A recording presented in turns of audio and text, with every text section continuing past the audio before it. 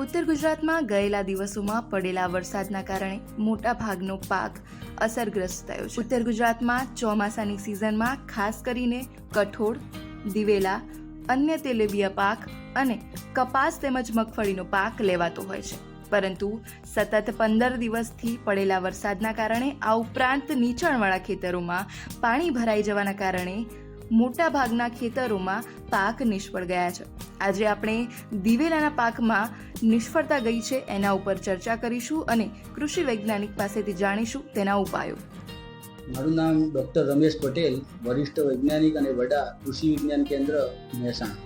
આપણે ઉત્તર ગુજરાતમાં જનરલી વધારે થતા હોય એમાંથી એક છે દિવેલા. એ અત્યારે મતલબ વાવેતર મોટા ભાગે થઈ ગયું હતું અને એમાં હવે આ સ્થિતિ બની વરસાદ, એમાં શું કરી શકાય? દિવેલાનું હમણાં જ વાવેતર થયેલું છે. 15 થી 20 દિવસનો મોટાભાગના ખેડૂતોનો દિવેલાનો પાક થયો હોય અને એની અંદર જો પાણી ભરાઈ ગયું હોય તો પાણી જો ટોચ સુધી ભરાઈ જાય તો દિવેલો જતો રહે, પણ નીચેના ટોચ ડૂબેલી ના હોય તો દિવેલો ટકી રહે છે. તો એવા ખેતરોમાં પાણીનો નિકાલ કરવો જોઈએ.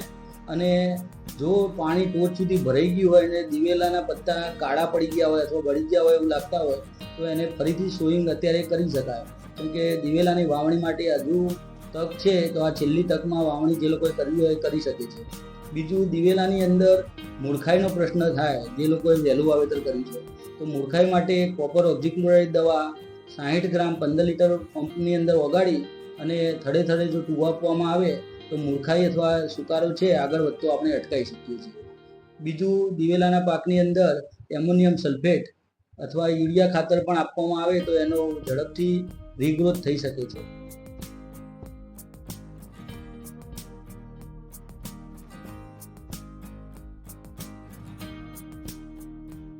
મહેસાણા જિલ્લામાં તેમજ ઉત્તર ગુજરાતની વાત કરવામાં આવે તો અત્યાર સુધી વાવેતર થયેલા 80% જેટલા દિવેલા નિષ્ફળ ગયા છે. બિયારણ અને મહેનતનો ખર્ચ ફરી કરવું પડે તેવી સ્થિતિ સર્જાઈ છે. અત્યાર સુધીમાં ઉત્તર ગુજરાતમાં 2.78 હેક્ટર જેટલા વિસ્તારમાં એરંડાનું વાવેતર થયેલું છે.